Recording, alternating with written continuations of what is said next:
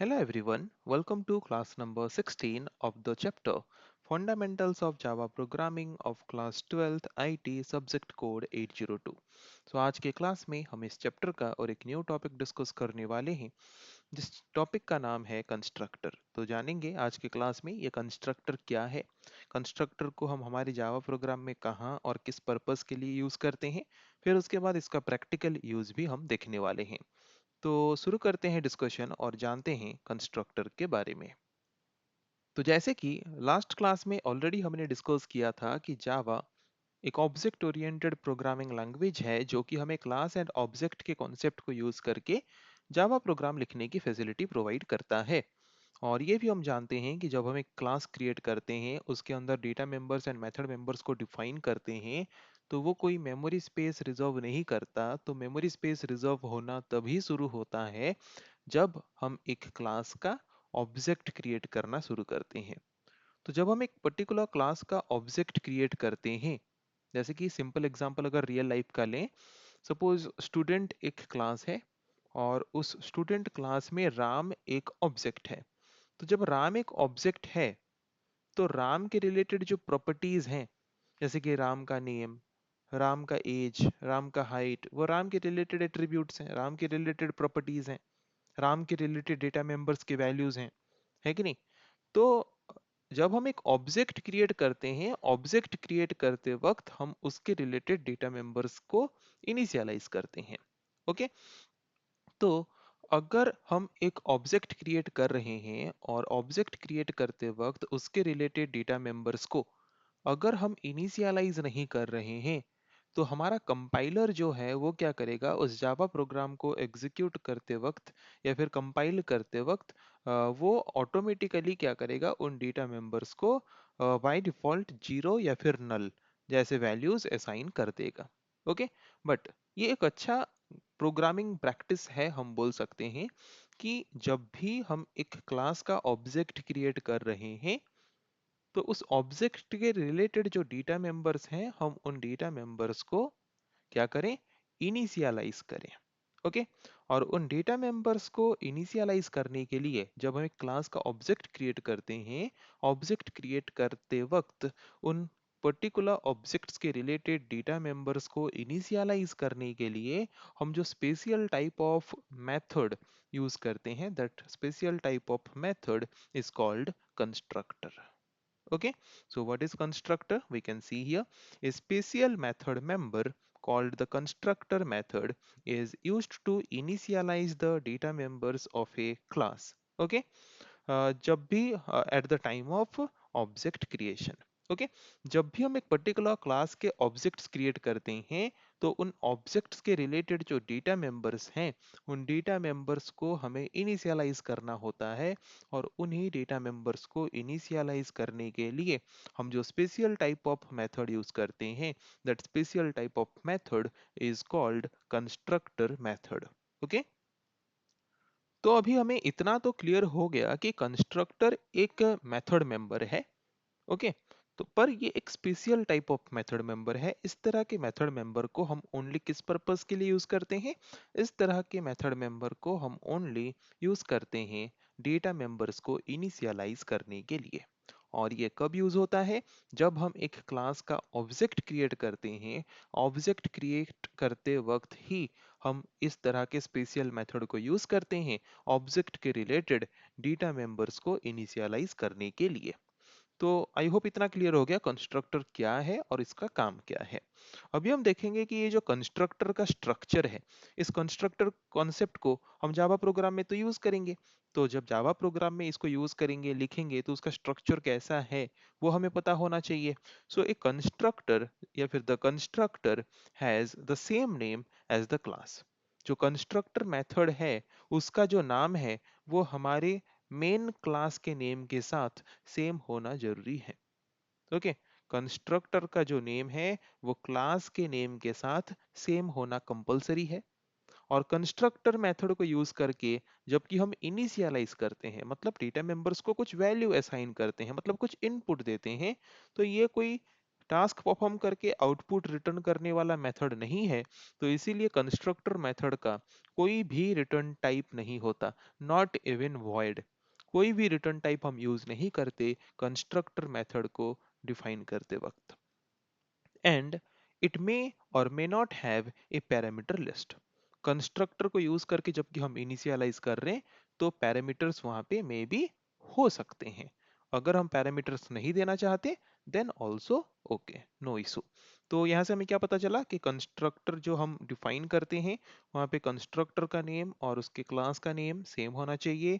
Constructor का कोई return type नहीं होता, और कंस्ट्रक्टर को यूज करके जबकि हम डेटा मेंबर्स को इनिशियलाइज करते हैं तो वहां पे मे और मे नॉट भी पैरामीटर्स के लिस्ट हो सकते हैं।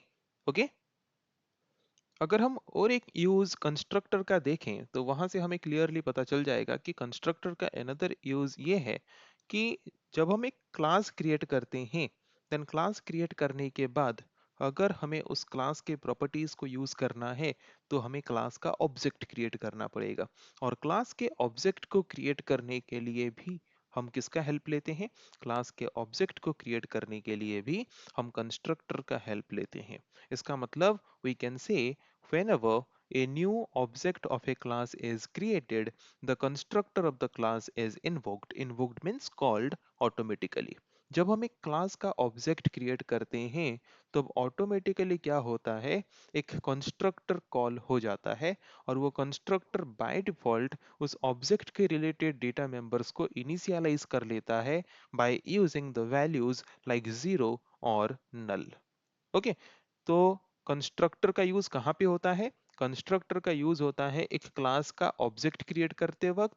और जब हम एक क्लास का ऑब्जेक्ट क्रिएट करते हैं उसी वक्त जबकि हम कंस्ट्रक्टर को यूज कर रहे हैं तो कंस्ट्रक्टर कॉल ऑटोमेटिकली हो जाता है, और उसी पर्टिकुलर ऑब्जेक्ट के लिए जितने भी डेटा मेंबर्स हैं उन डेटा मेंबर्स को वो कंस्ट्रक्टर क्या करता है, बाय डिफॉल्ट इनिशियलाइज कर लेता है by using the values zero और नल। अगर हम खुद से कुछ एडिशनल वैल्यूज देके इनिशियलाइज करना चाहते हैं then that can also be done easily by giving parameters list while creating objects of a class. जब हम एक क्लास का ऑब्जेक्ट क्रिएट कर रहे हैं, ऑब्जेक्ट क्रिएट करते वक्त कंस्ट्रक्टर के माध्यम से हम पैरामीटर्स लिस्ट देके भी एक पर्टिकुलर ऑब्जेक्ट के डेटा मेंबर्स को इनिशियलाइज कर सकते हैं। अगर हम कोई पैरामीटर्स लिस्ट पास नहीं कर रहे हैं तो ऑटोमेटिकली वो कंस्ट्रक्टर क्या करेगा, ऑब्जेक्ट क्रिएट होते वक्त उसके रिलेटेड डेटा मेंबर्स को वो जीरो या फिर नल वैल्यूज देके इनिशियलाइज कर लेगा। हमें एक्सप्लिसिटली कंस्ट्रक्टर्स को कॉल करने की जरूरत नहीं है। जब हम एक ऑब्जेक्ट क्रिएट करते हैं उसी वक्त ऑटोमेटिकली कंस्ट्रक्टर कॉल हो जाता है और उसके रिलेटेड डेटा मेंबर्स को इनिशियलाइज कर लेता है। ओके, तो अगर हम यहाँ पे एक एग्जाम्पल कंसीडर करें, हम देख सकते हैं कि ये हमारा क्लास है और ये उस पर्टिकुलर क्लास के अंदर डिफाइन किए जाने वाले डेटा मेंबर्स हैं, मीन्स एट्रीब्यूट्स हैं, मीन्स प्रॉपर्टीज हैं। और इन्हीं डेटा मेंबर्स को इनिशियलाइज करने के लिए हम यूज करते हैं कंस्ट्रक्टर को। और जो कंस्ट्रक्टर का नाम है वो क्लास नेम के साथ सेम होता है। कंस्ट्रक्टर का कोई भी रिटर्न टाइप नहीं होता। कंस्ट्रक्टर के पैरामीटर्स लिस्ट हो सकते हैं और ना भी हो सकते हैं।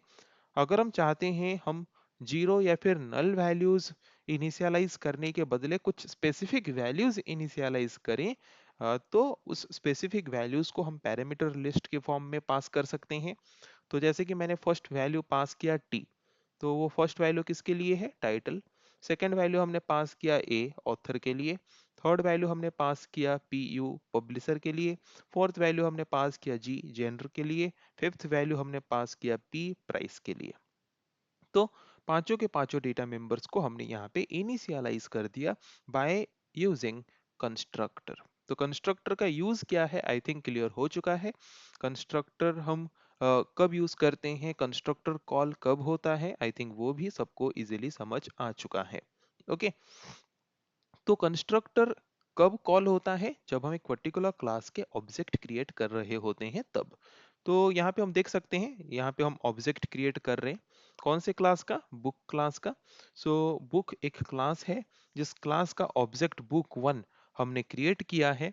और उसी ऑब्जेक्ट को क्रिएट करते वक्त ही हमने यहाँ पे बुक कंस्ट्रक्टर को कॉल किया है बाय यूजिंग पैरामीटर लिस्ट।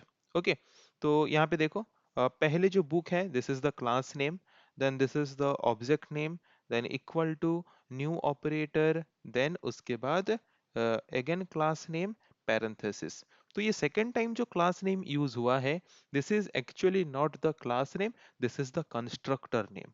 तो जब हम एक क्लास के ऑब्जेक्ट को क्रिएट करते हैं, उसी ऑब्जेक्ट को क्रिएट करते वक्त ही हम कंस्ट्रक्टर को कॉल करते हैं। इसीलिए हमें एक्सप्लिसिटली अलग से कंस्ट्रक्टर को और कॉल करने की जरूरत नहीं पड़ती। और जब हम एक ऑब्जेक्ट क्रिएट करते हैं और कंस्ट्रक्टर को कॉल करते हैं, दैट मीन्स वो कंस्ट्रक्टर ऑब्जेक्ट क्रिएट करते वक्त ही ऑब्जेक्ट के रिलेटेड डेटा मेंबर्स को इनिशियलाइज कर लेता है। और अगर हम एक कंस्ट्रक्टर के मदद से डेटा मेंबर्स को इनिशियलाइज कर रहे हैं, तो इनिशियलाइज करने के लिए हमें कुछ वैल्यूज पास करना पड़ेगा, और उन वैल्यूज को हम पास करते हैं as a parameter list. Okay, और अगर हम कोई भी value as a parameter pass नहीं करेंगे तो वो बाय डिफॉल्ट जीरो या फिर नल वैल्यूज इनिशियलाइज कर लेगा। और अगर हम चाहते हैं कुछ स्पेसिफिक वैल्यूज वो इनिशियलाइज करे, तो उसको हम पैरामीटर लिस्ट के हिसाब से पास करेंगे जब हम उस पर्टिकुलर क्लास का ऑब्जेक्ट क्रिएट कर रहे होंगे तब। ओके, तो कंस्ट्रक्टर दो तरह के होते हैं। एक है पैरामीटराइज्ड कंस्ट्रक्टर, मतलब अगर एक क्लास का ऑब्जेक्ट क्रिएट करते वक्त अगर हम एक कंस्ट्रक्टर को कॉल करते वक्त कुछ पैरामीटर्स उसके साथ पास कर रहे हैं, then that is known as parameterized constructor. और अगर हम कोई भी पैरामीटर ना देके नॉर्मली कंस्ट्रक्टर को कॉल कर रहे हैं, then that is known as default constructor और नॉन पैरामीटराइज्ड कंस्ट्रक्टर। ओके, तो अगर हम हमारे जावा प्रोग्राम में एक पैरामीटराइज्ड कंस्ट्रक्टर यूज किए हैं, देन हम वहां पे ऑब्जेक्ट जो है वो, अगर सपोज हमने एक पैरामीटराइज्ड कंस्ट्रक्टर लिया है हमारे जावा प्रोग्राम में, जैसे कि हम यहाँ पे देख सकते हैं कि यहाँ पे जो बुक कंस्ट्रक्टर मैंने लिया है वो पैरामीटराइज्ड कंस्ट्रक्टर है। तो अगर हमने यहाँ पे पैरामीटराइज्ड कंस्ट्रक्टर लिया है, तो इस पर्टिकुलर क्लास का जो फर्स्ट ऑब्जेक्ट हम क्रिएट करेंगे वो हमें पैरामीटराइज्ड कंस्ट्रक्टर ही लेना पड़ेगा, हम नॉर्मल डिफॉल्ट कंस्ट्रक्टर नहीं ले सकते। ओके, तो उस केस में क्या होता है उसके बारे में थोड़ा देख लेते हैं। Note that once we have defined a parameterized constructor, we will not be able to create a book object without any parameters. Okay, अगर हम एक मतलब अगर हमने हमारे जावा प्रोग्राम में एक पैरामीटराइज्ड कंस्ट्रक्टर को डिफाइन कर दिया है, तो उसके बाद हम अगर एक क्लास का ऑब्जेक्ट विदाउट पैरामीटर्स क्रिएट करना चाहते हैं, then we are unable to do this. Okay, so जैसे कि बिना पैरामीटर का कंस्ट्रक्ट ऑब्जेक्ट अगर क्रिएट करने का मतलब क्या है, यहाँ पे हम जैसे कि एक ऑब्जेक्ट क्रिएट करने की कोशिश किए हैं विदाउट हैविंग पैरामीटर्स। ओके, तो ये अलाउड नहीं है अगर हमने एक पैरामीटराइज्ड कंस्ट्रक्टर क्लास के अंदर डिफाइन किया है तो। then what will happen, the compiler will complain that अगर हम पैरामीटराइज्ड कंस्ट्रक्टर डिफाइन किए हैं और ऑब्जेक्ट क्रिएट कर रहे हैं विदाउट पैरामीटर्स, देन हमारा कंपाइलर जो है वो कंप्लेन करेगा जी कि the methods actual and formal arguments differ in the length. Okay, तो वो कंप्लेन करेगा कि actual parameter and formal parameters means actual argument and formal arguments दोनों एक दूसरे से डिफर कर रहे हैं। Then what is actual argument and what is formal argument. जो हम एक कंस्ट्रक्टर को डिफाइन करते हैं क्लास के अंदर, डिफाइन करते वक्त ये जो पैरामीटर्स होता है this is called formal arguments, इसको हम क्या बोलते हैं, फॉर्मल आर्ग्यूमेंट्स। और जब हम एक क्लास का ऑब्जेक्ट क्रिएट कर रहे होते हैं, उस वक्त हम जो पैरामीटर्स देते हैं उसको हम बोलते हैं एक्चुअल आर्ग्यूमेंट। ओके, जब हम एक क्लास का ऑब्जेक्ट क्रिएट कर रहे होते हैं तब हम देते हैं एक्चुअल आर्ग्यूमेंट, और जहां पे हमने कंस्ट्रक्टर को डिफाइन किया होता है वहां पे हम देते हैं फॉर्मल आर्ग्यूमेंट्स। ओके, और actual argument and formal arguments दोनों के अगर मतलब डेटा टाइप्स या फिर दोनों के जो नंबर ऑफ मेथड्स हैं वो अगर डिफर कर रहे हैं, तो ये कंपाइलर हमें कंप्लेन करेगा और हमें अलाउ नहीं करेगा ऑब्जेक्ट क्रिएट करने के लिए। If we want to still be able to create a book object without specifying any parameter, we will have to also define a parameterless or defaultless constructor as follow. Still अगर हम चाहते हैं कि हम एक पैरामीटरलेस या फिर डिफॉल्ट कंस्ट्रक्टर डिफाइन करें ऑब्जेक्ट को क्रिएट करने के लिए, तो हमें वहां पे क्या करना पड़ेगा, हमें और एक कंस्ट्रक्टर सेम क्लास के अंदर डिफाइन करना पड़ेगा विदाउट पैरामीटर वाला। ओके, मतलब एक पैरामीटर वाला कंस्ट्रक्टर हमने पहले से डिफाइन कर दिया था, हमें फिर से डिफाइन और एक करना पड़ेगा बिना पैरामीटर वाला कंस्ट्रक्टर, जिसके द्वारा उसके बाद जाके कंपाइलर हमें अलाउ करेगा विदाउट पैरामीटर्स देके ऑब्जेक्ट्स को क्रिएट करने के लिए। Okay, I hope concept clear हो गया होगा। तो अभी हम इस टॉपिक को थोड़ा प्रैक्टिकली डिस्कस करके देखेंगे ताकि आसान तरीके से हमें ये कॉन्सेप्ट समझ आ जाए। ओके, तो चलिए सीधा प्रैक्टिकली इस टॉपिक को हम करके देखते हैं। तो जैसे कि यहाँ पे हमारा एक क्लास है हेलो वर्ल्ड, और उसके अंदर मेन फंक्शन है। तो हम क्या करते हैं, यहाँ पे पहले कुछ डेटा मेंबर्स ले लेते हैं। String title, string author, then double price। Okay, हमने यहाँ पे तीन डेटा मेंबर्स ले लिए। डेटा मेंबर्स को इनिशियलाइज करना है, तो डेटा मेंबर्स को इनिशियलाइज करने के लिए हम किसका हेल्प लेंगे, कंस्ट्रक्टर। ओके, तो यहाँ पे हम कंस्ट्रक्टर ले रहे हैं, और कंस्ट्रक्टर में मैं यहाँ पे पैरामीटर्स दे रहा हूँ क्योंकि मैं यहाँ पे पैरामीटराइज्ड कंस्ट्रक्टर बना रहा हूँ। ओके, उसके बाद हम क्या करेंगे, कंस्ट्रक्टर के बॉडी को डिफाइन करेंगे।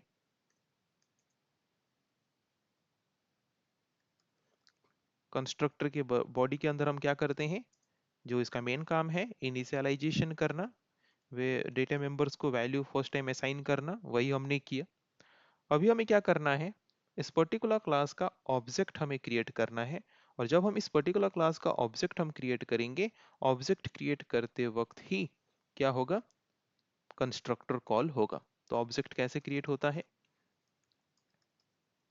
Class name, then object name equal to new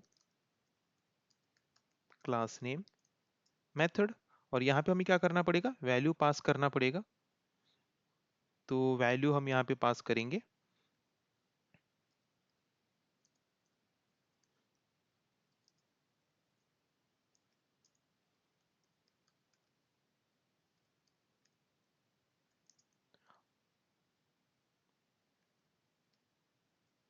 okay, हमने कुछ वैल्यू यहाँ पे पास किया। तो यहाँ पे हम देख सकते हैं, और यहाँ पे हम क्या करते हैं, और एक मेथड यूज कर लेते हैं जो आउटपुट डिस्प्ले करे।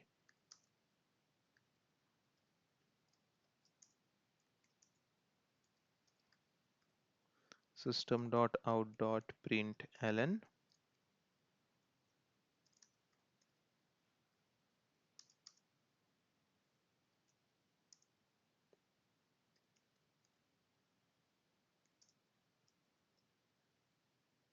एग्जैक्टली सेम लाइन हम बाकी दोनों के लिए भी लिख लेंगे। This one is for author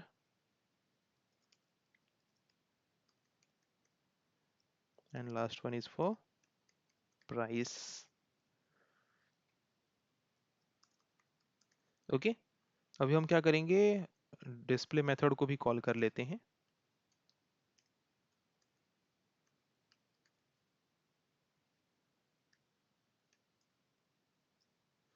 okay, तो हमने क्या किया, सबसे पहले हमने एक क्लास लिया, उसके बाद हमने डेटा मेंबर्स लिए। उन डेटा मेंबर्स को हमने कंस्ट्रक्टर, पैरामीटराइज्ड कंस्ट्रक्टर, इसको हम बोलते हैं पैरामीटराइज्ड कंस्ट्रक्टर क्योंकि हमने यहाँ पे पैरामीटर्स लिए हैं। Okay, this is parameterized constructor. Okay, और पैरामीटराइज्ड कंस्ट्रक्टर यूज करके हमने पैरामीटर्स के थ्रू जो वैल्यू पास हुआ था उस वैल्यूज को हमने डेटा मेंबर्स को इनिशियलाइज किया। फिर हमने डिस्प्ले मेथड यूज करके जो भी वैल्यू हमने असाइन किया था उसको हमने प्रिंट किया। और ये सारा टास्क परफॉर्म शुरू होता है मेन फंक्शन से। तो मेन फंक्शन के अंदर सबसे पहले हमने ऑब्जेक्ट क्रिएट किया, और जब हम एक क्लास का ऑब्जेक्ट क्रिएट करते हैं उसी वक्त एक कंस्ट्रक्टर कॉल होता है। ओके, तो जबकि हमने पैरामीटराइज्ड कंस्ट्रक्टर को डिफाइन किया है, तो अगर हम एक पैरामीटराइज्ड कंस्ट्रक्टर डिफाइन किए हैं क्लास के अंदर, और अगर हम एक क्लास का ऑब्जेक्ट क्रिएट करना चाहते हैं, तो हम वहां पे विदाउट पैरामीटर कंस्ट्रक्टर को, विदाउट पैरामीटर ऑब्जेक्ट को क्रिएट नहीं कर सकते। वहां पे भी हमें पैरामीटर्स पास करना पड़ेगा। इसीलिए हमने यहाँ पे पैरामीटर्स वैल्यू पास किया। तो जो हम पैरामीटर्स पास कर रहे हैं ऑब्जेक्ट क्रिएट करते वक्त, उन आर्ग्यूमेंट्स को हम क्या बोलते हैं, उस आर्ग्यूमेंट को, उस पैरामीटर को हम बोलते हैं एक्चुअल आर्ग्यूमेंट। क्या बोलते हैं? Actual argument. ओके, और जहां पे हम कॉल कर रहे हैं, जैसे कि ये पैरामीटराइज्ड कंस्ट्रक्टर है जहां पे डिफाइन हुआ है, यहाँ पे जो आर्ग्यूमेंट्स हमने दिया है, स्ट्रिंग टी, स्ट्रिंग ए, डबल पी, इसको हम क्या बोलते हैं? This is called formal argument. Okay, जहाँ पे हम एक्चुअल में वैल्यूज पास कर रहे हैं वो एक्चुअल आर्ग्यूमेंट है, और जिसके पास हम वैल्यू पास कर रहे हैं वो है formal argument. Actual argument and formal arguments में जो डेटा टाइप्स हैं, नंबर ऑफ डेटा मेंबर्स या फिर वेरिएबल्स हैं, वो सेम होना चाहिए। ओके, तब जाके ऑब्जेक्ट क्रिएट हो पाएगा।